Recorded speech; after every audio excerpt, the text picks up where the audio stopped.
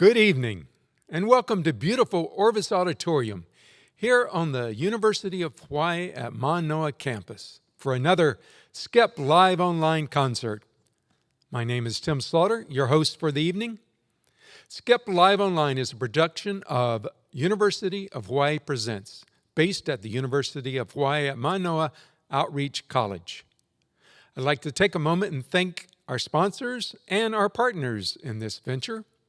The University of Hawaii at Manoa Music Department, the East-West Center Arts Program, the Hawaii State Foundation on Culture and the Arts, the National Endowment for the Arts, the University of Hawaii, Manoa Senior Services, the Friends of Manoa Library, and you, our audiences. Tonight, we're excited to present the Kulintang Zone, ILI Dancers and Friends. The performance features performers and musicians from around Hawaii and California with a selection of original heavy metal music of the southern Philippines. The members are not only accomplished musicians, but extensive researchers with probably several decades worth of graduate work between them. But now I'm going to turn it over to their leader, Wayland Quintero, to introduce the members. Wayland? Thank you very much, Tim Slaughter, and thank you to Outreach College, the tech crew who's here with us tonight. We are very happy to be here for you all there watching us live in this virtual live stream. Whether you're in your living room, in your kitchen, in your bedroom, wherever you are, welcome and thank you very much for being part of this. Again, my name is Wayland Quintero. I am one of the 5 members of this particular group at this time. Title of our show is The Kulintang Zone, ILI Dances and Friends. ILI Dances is Desiree Quintero and myself. And we thought, we're kind of lonely these days. Why don't we invite some friends who love, appreciate, and can play this kind of music? We have 3 experts with us here today.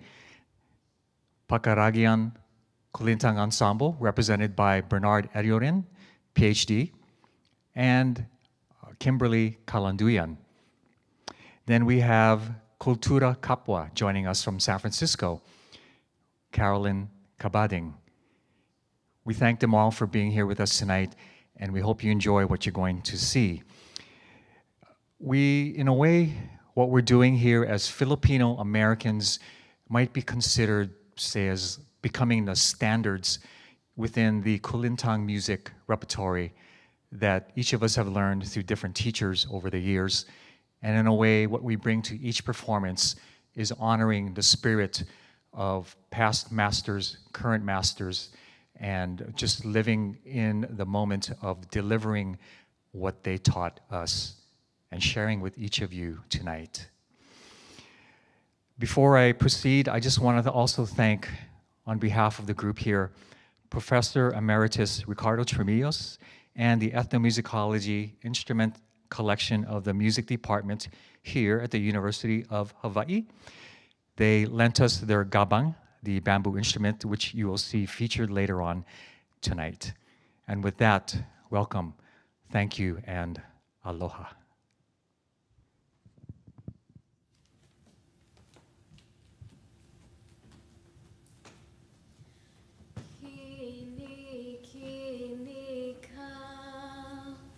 Apirka ikulat akan sangka sa mandirong magsa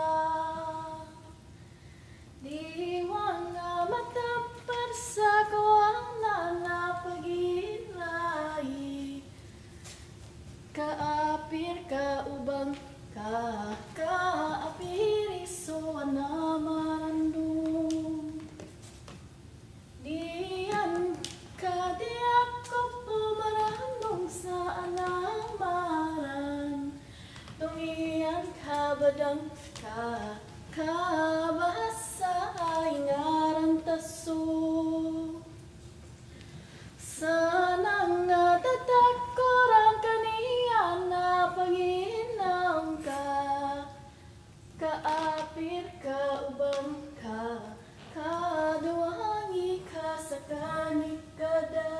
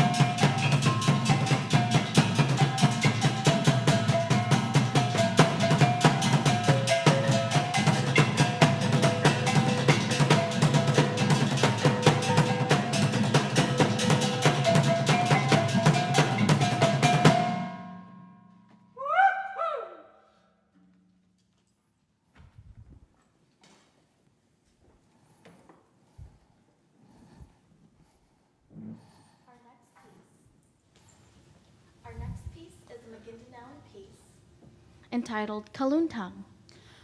Our next piece is a Magindanaoan piece entitled Kaloon Tong. Originally played on wooden logs, it was traditionally used to scare away the crows in the rice paddies. It wasn't until the late master Danongan Kalanduyan, my grandfather, adapted it to be played on the Kulintang.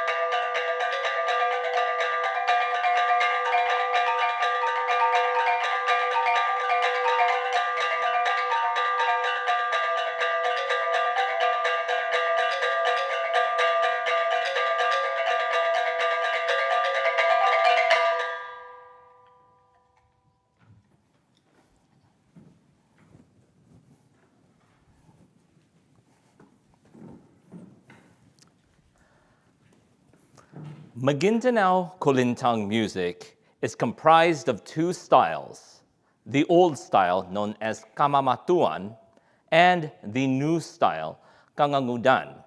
In the old style of Kamamatuan pieces, there is duyog, which means to chase or speed up.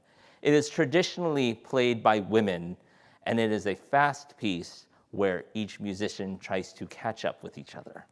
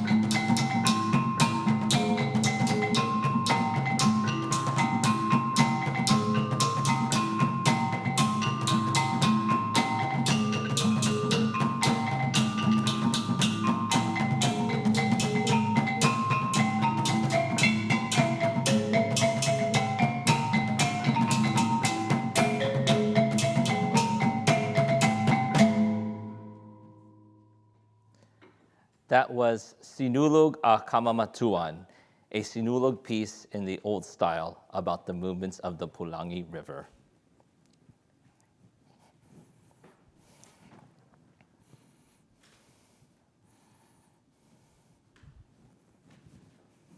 Sinka dunka, kabanakanka sanka. Binalig is a Maguindanao piece that showcases the talent and skill of each player in the ensemble. Traditionally, on the gandingan, the four hanging gongs you see to my right, it was used to send messages from either across villages or to other members of the ensemble.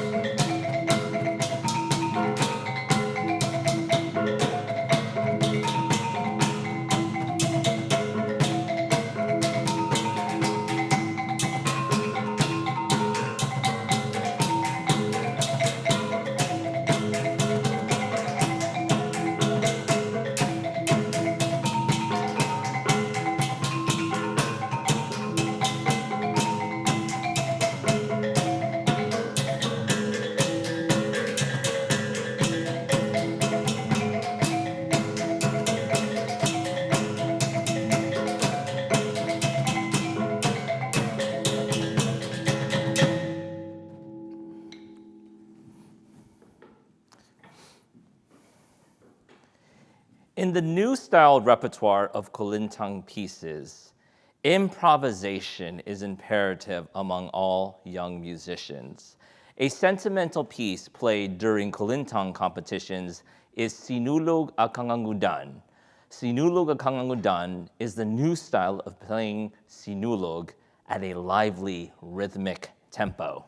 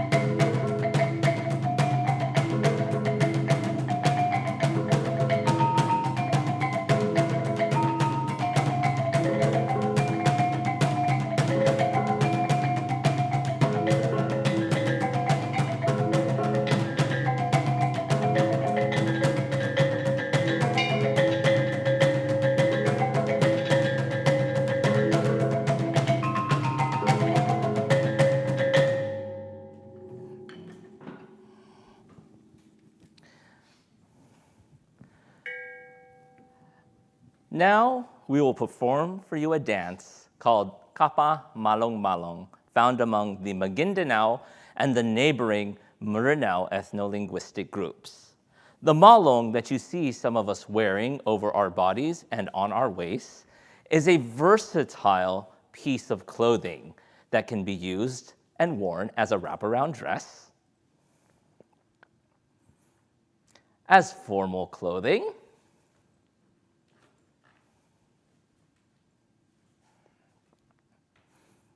as a shade from the sun and the rain,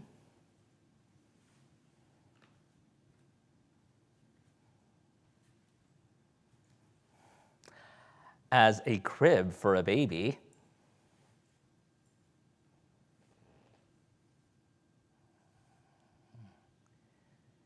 and if you don't want to pay 10 cents to purchase a plastic bag, bags for your groceries. And lastly, if you're carrying some heavy items on your head, it is a cushion from carrying any object. Now, we will perform the dance, Kapa Malang.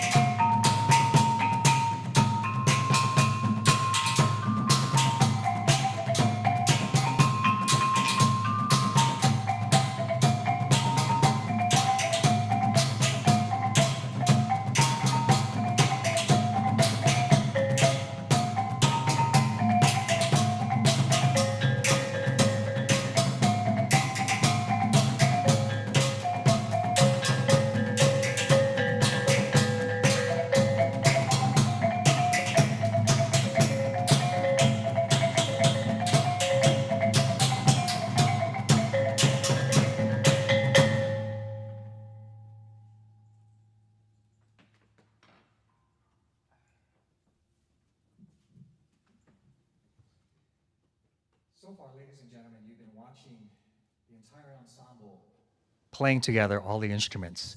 At this time, we'd like to introduce each of the instruments to you, okay? As they each play in the way that they sound individually. And maybe we'll start over here with the agong, two agong, just to get a sense of what that sounds like by itself.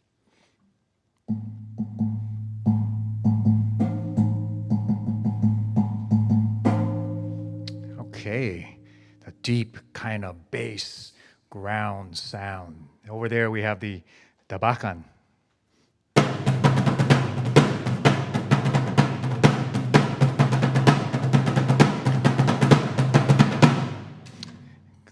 Tabakan, the heartbeat of the ensemble.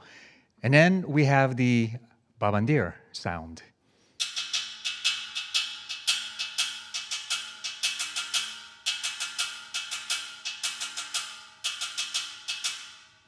Thank you. Played on the rim of what now you're going to hear is the Gandingan.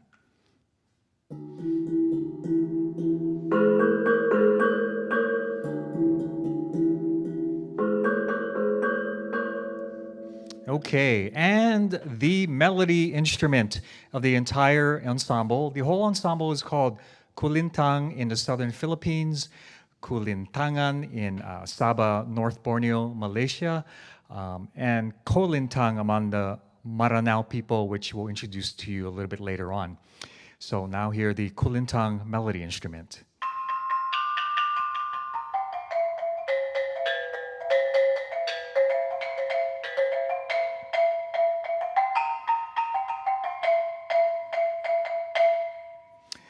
And that, ladies and gentlemen, are the different instruments tonight that you see of the Kulintang Ensemble.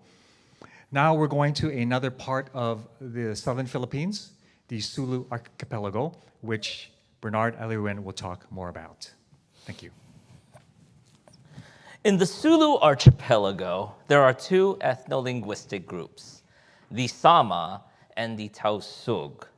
They have a vast performing arts tradition of dance and vocal music known as paggabang or aongka, which is accompanied by this instrument that you see here, the gabang. They also have the Tagungu gong ensemble, and then they have a lively, vibrant dance tradition known as Pangalai or Igal. But first, I will entertain you with a paggabang song entitled Sua Sua, which translates to planting pomelo or grapefruit trees for my loved ones. Suaku suaku ampadianu, suaku suaku ampadianu, ay unda unda undia unu, ay unda unda undia unu, ay bang makatungtong sina ini tanong, ay bang makatungtong sina ini tanong, atatay kung makatumun, atatay kung makatumun, di kabilaran, kambay sararan, di darasahan, di kabibigtasan, dahon-dahon bibigtas-bigtas dahuman, makibigtas kita humay.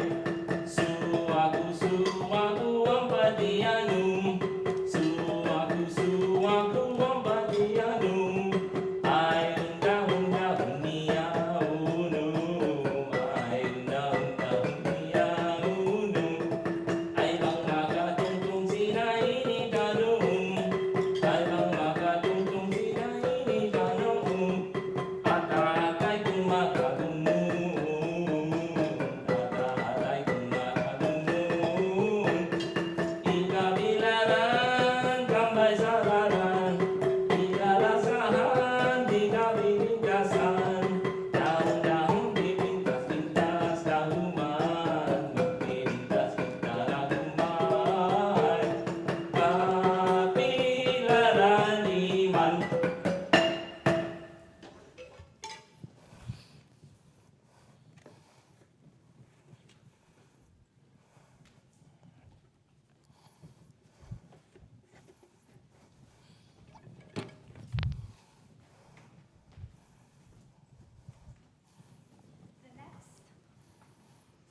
The next dance form that we are going to watch is called Pangalai. And it is a dance form that is danced among the ethno-linguistic groups of the Tausug in the Philippines, and they're known as the Suluk in Sabah, Malaysia. Pangalai refers to the dancing of the hands. It's popularly known as that. So the dancer curves and curls their hands in the space around their body, like so, showing the malantik or the curving of the hands and the arms.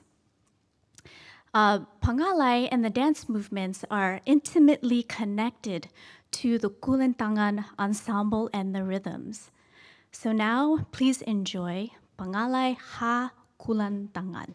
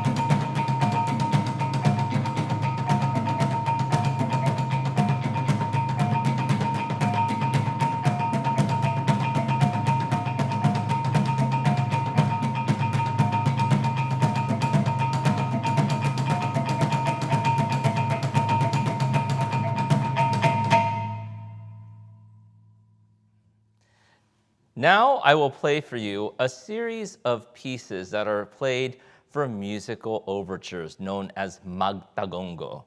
During festive occasions and weddings called pagkawin in the villages of the Sulu Archipelago, musical overtures such as Magtagongo are played as the guests are arriving before the festive occasion. So the first piece I will play for you is Sung Sung Patubig, which translates as Meet Me Near the Sea.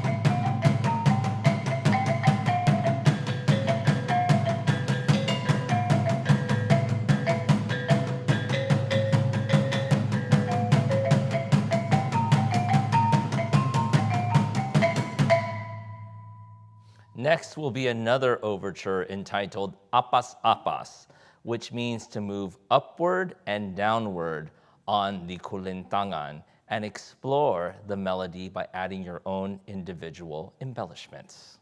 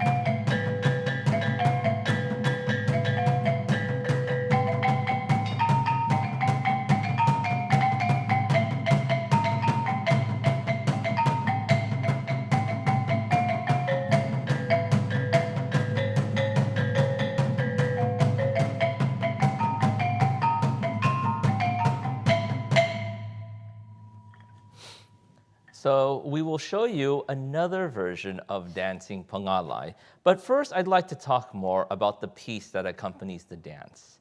It is called Tongkil.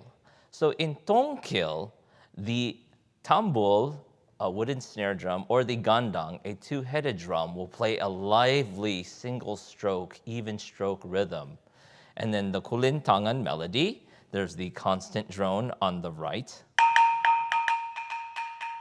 And then the melody is played on the left hand, ascending up and down in a conjunct distinct motion.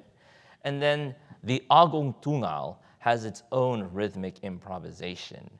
And in Sama and Tausug dances, in the lively, the faster the playing of the music, the slower the dance movements.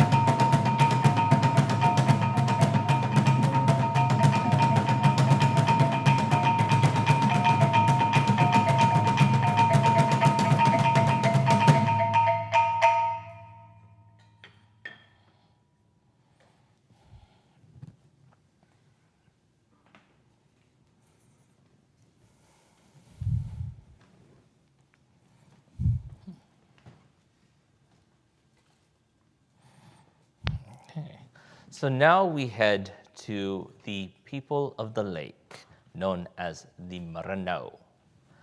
The Maranao have a vast tradition honoring the Honor, a professional female performing artist who sings the origin stories from the Darangan epic, who plays a vast repertoire of Kulintang compositions in the old and new style, and she performs graceful dance movements to entertain her guests.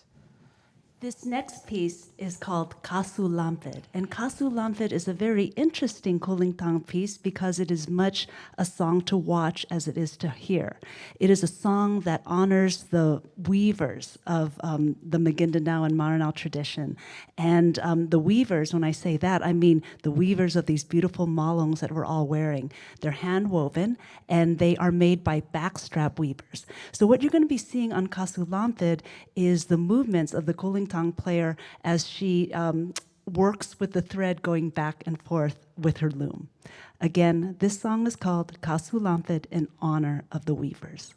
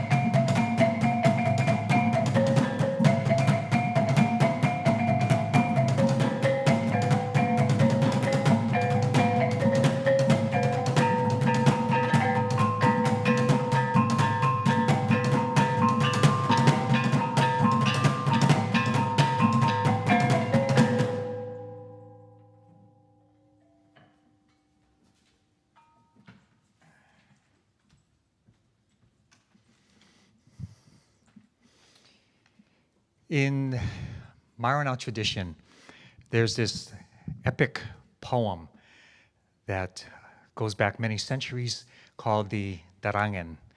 And basically what Darangan means is that which is narrated by song or chant. So in Maranao society and culture, it's not only the music and the dances, but there's this beautiful orature. And in this case, what we will be sharing with you, what I will be sharing with you is a little excerpt from the Darangan, the epic poem, which is a masterpiece of the oral and intangible heritage of humanity by UNESCO. And it's like 72,000 lines divided into 17 different stories or episodes. One of the stories in the Darangan that speaks of the Kulintang involves a princess, because in the Darangan there is royalty. There's a hero named Bantugan in a mythical place called Bimbran, and all kinds of spirits, ancestral spirits, nature spirits, guardian spirits. And in this particular story excerpt that I'll share with you, you'll hear the relationship between the music, the Kulintang, and the princess. And it goes like this, in English, of course. At her place, near the windows where sorrow seemed to overwhelm the princess, each soft stroke tore at her heart, penetrating her whole being, coming from the far Kulintang all the way from the open sea. My gracious lady, my mistress, said Andiganen Kilaman, you have to play the Kulintang.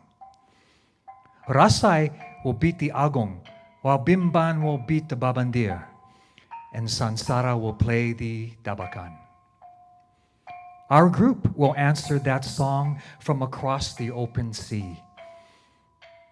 And so the ensemble performed their own Kulintang. As the music swelled, it rose, its notes arose masterfully, vibrant, sonorous, echoing throughout the village to the mouth of the river, down to the sea where it was brought to every gulf and rode on each new wave dashing ashore and carried windward. And thus the Kulintang sang.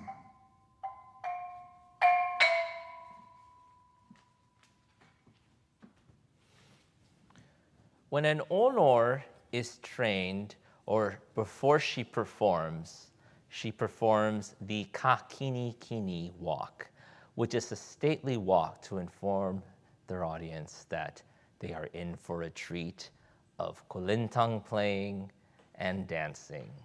So as our honor walks to the Kulintang in her Kakinikini Walk, she will play a piece called Kan di Tagaunan, about two sisters planting sweet potatoes for the masses.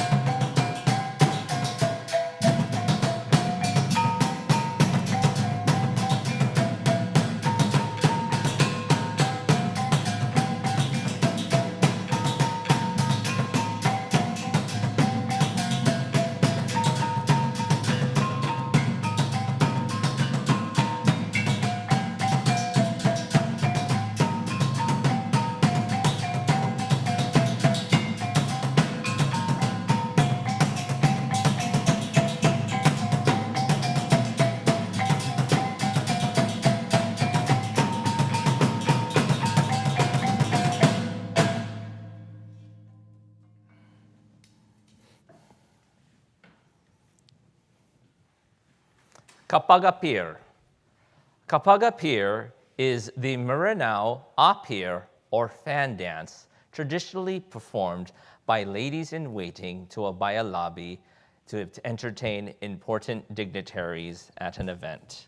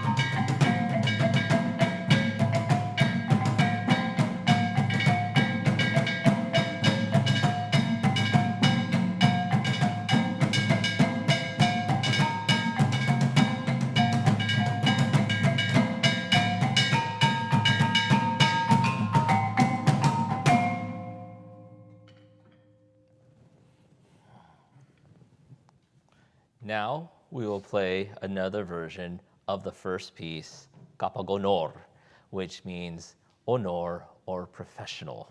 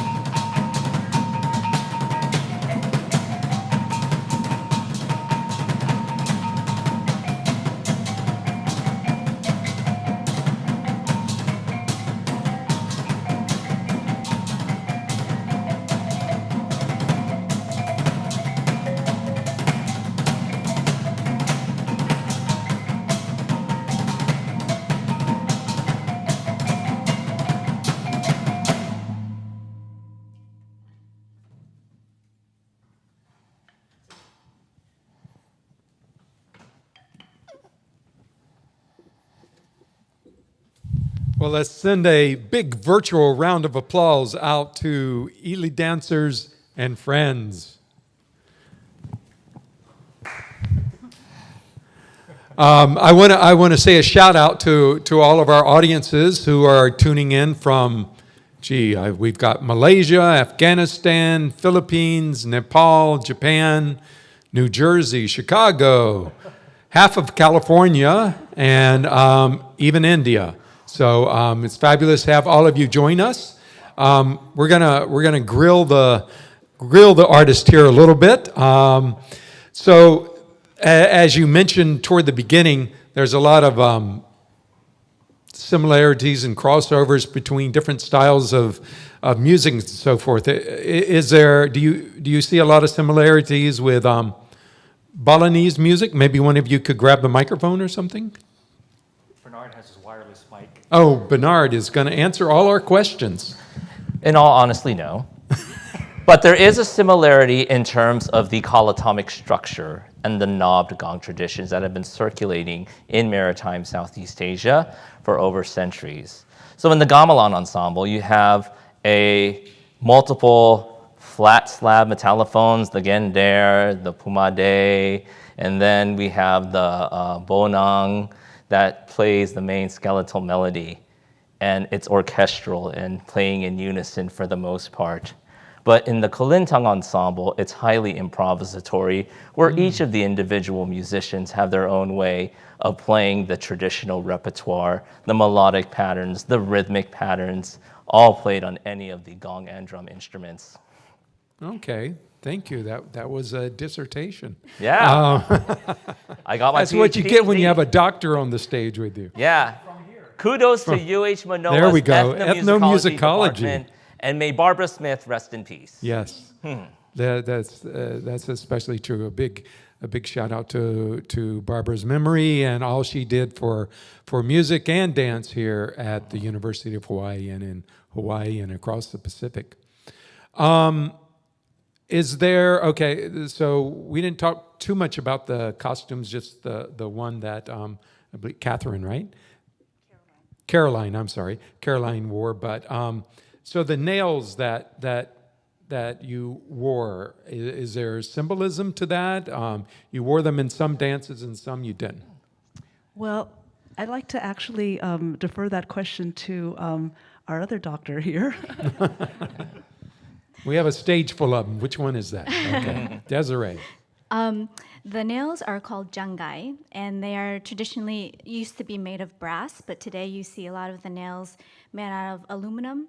And they're basically worn to accentuate hand movements and to kind of extend, the hand. So if someone is in the back, watching, they can see, someone's hand movements from all the way back in the house, or back of the home, I should say. So that's basically what it is. That's what jangai is just to extend the hand and show the beauty of the hand itself. Okay, wonderful. Thank you.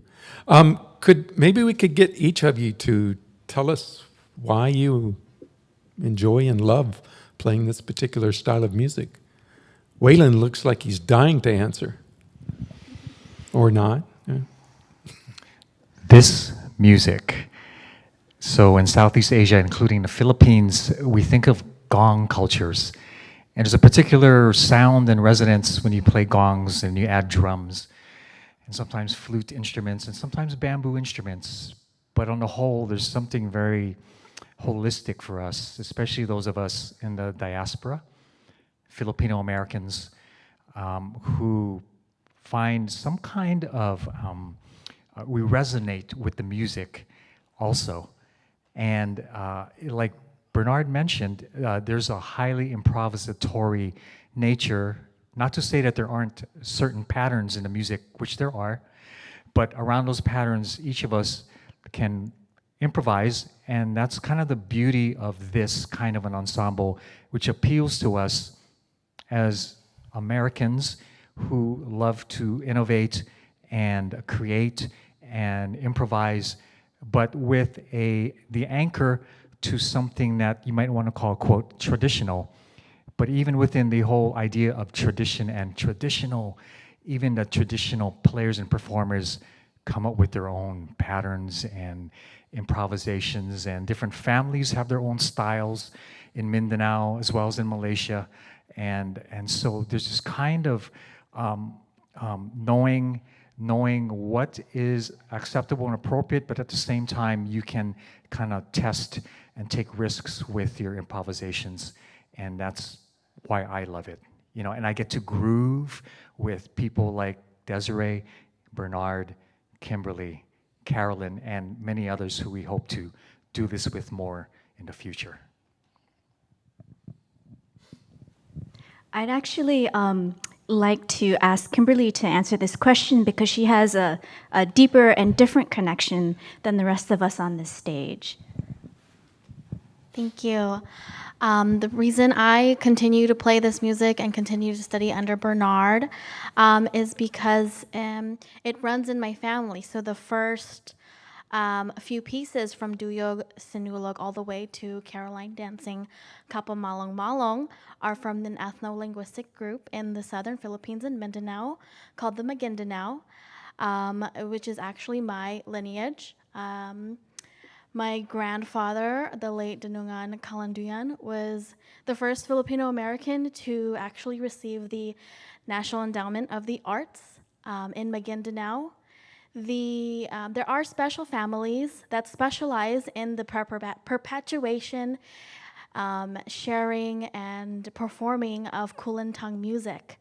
So that's really where it all stems for me. Not only is it a representation of our culture as Filipino Americans in the diaspora, as a way for us to re-identify ourselves in our roots, but it's also for me personally, the perpetuation of my own culture that I am away from. It's also special for my family in Maguindanao to see an American, their granddaughter, their cousin, their daughter, their niece, to see an American showcase their culture here. It makes them feel seen, it makes them feel heard. Oh, my story is that I'm a fourth generation American, fourth generation San Franciscan. My family first came here in 1904. And for me, I've always been very proud of being a Filipino, and I wanted to have some sort of a connection with my ancestral culture, but I never really pursued it directly until one day I was a stage manager for an artist who was coming to be a guest at the Exploratorium where I was actually working at. And it was her grandfather, Danongan Kalanduyan. And when I heard this music for the very first time, never heard it before, I also remembered it. And as if my DNA remembered this music. And I would start a 20-year relationship with Danongan Kalanduyan as my mentor, and was a touring professional with him. And this was that one link to my ancestral culture that kept me grounded and empowered in this country as a Filipino American. Well, thank you all. Thank you for sharing especially the personal connections that you have to it, and that's wonderful to hear. And I did want to mention too, it is Filipino Heritage Month in October, correct? I have that right? American History Month. History Month. History and Heritage Month. History, Okay. yes. Thank you for the. We had a lot of questions regarding coming on the chat as part of the stream about what is the musical scene here in Hawaii, both music and dance, as far as Filipino dance and music. Are there things going on? We're passing the mic down to. Okay, here we go. Yes, and maybe, and no. So, okay, tonight we have this, but throughout the year, there are groups around, community groups who have dance performances, but they mostly play at social gatherings and events, province-related organizations, get-togethers. But it's not nearly as vibrant as it was even 10 or 20, 30 years ago, from what I understand and talking with former dancers here.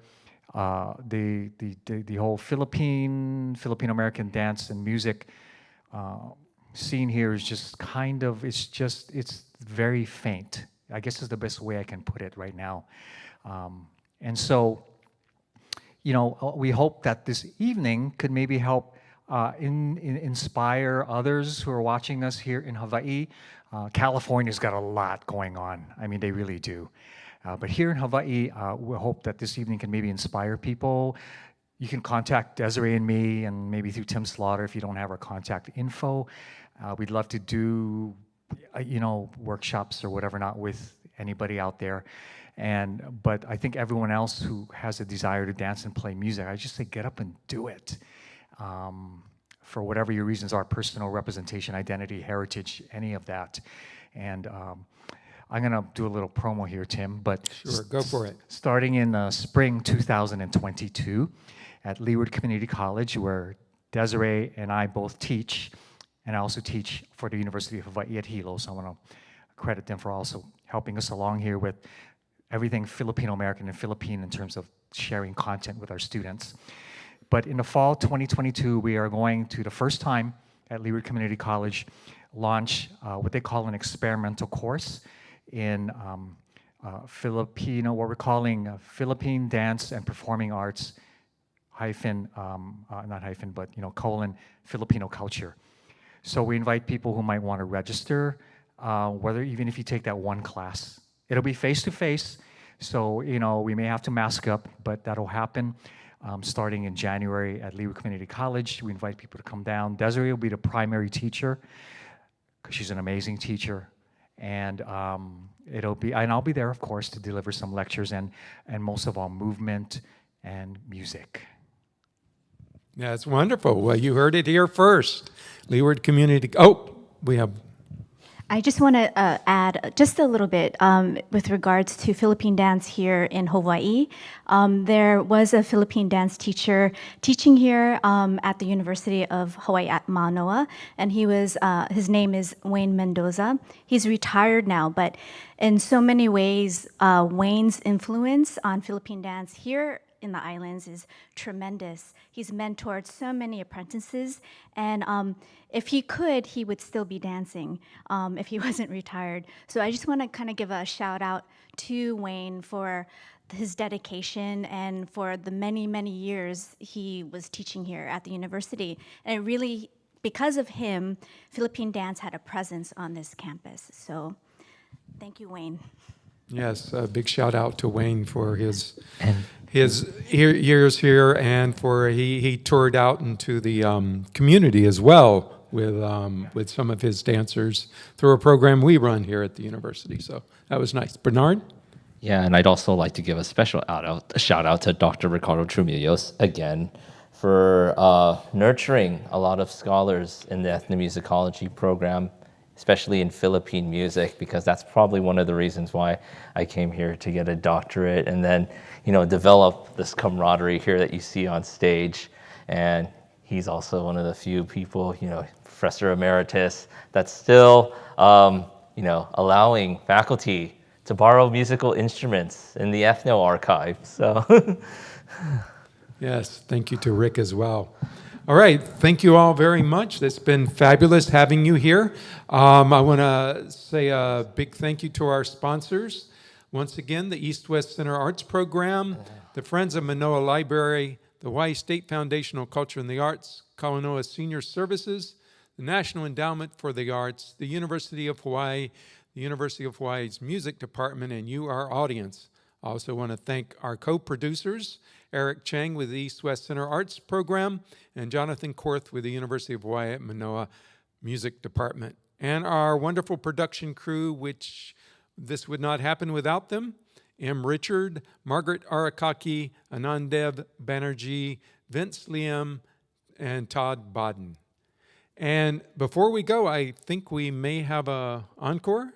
oh, Well, yeah, we do. We do. Okay, let's do it. let's do it. All right. All right. Give once more a big hand for ILI dancers and friends.